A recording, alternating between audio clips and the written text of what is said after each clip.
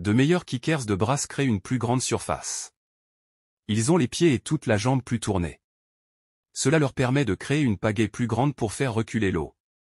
Bien que la capacité de le faire soit limitée par la structure d'un nageur, n'importe quel nageur peut apprendre à tirer le meilleur parti de ce qu'il a.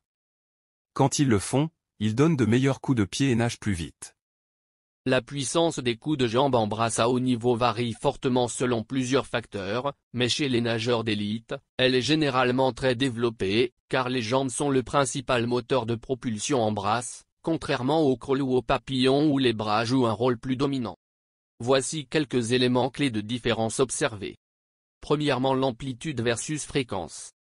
Certains nageurs misent sur une grande amplitude de mouvement, générant une poussée puissante mais avec une fréquence de coups de pied plus basse.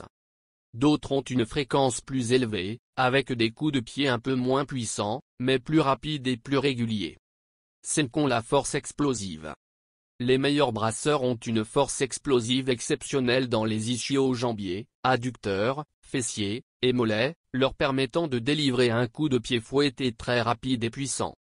L'efficacité du retour des talons, phase de récupération, est aussi un facteur clé, plus il est rapide et hydrodynamique, moins il freine. En troisième position, la technique de poussée. Les nageurs les plus puissants utilisent bien le snap final, c'est-à-dire la phase terminale du coup de pied où les pieds claquent ensemble, créant une poussée nette. Une mauvaise orientation des pieds ou un angle de genou mal contrôlé réduit drastiquement la puissance.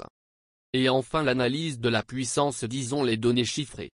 Des études montrent que chez les nageurs de haut niveau, la poussée peut atteindre entre 100 et 150 Newton pour un coup de pied, voire plus selon le gabarit et la technique.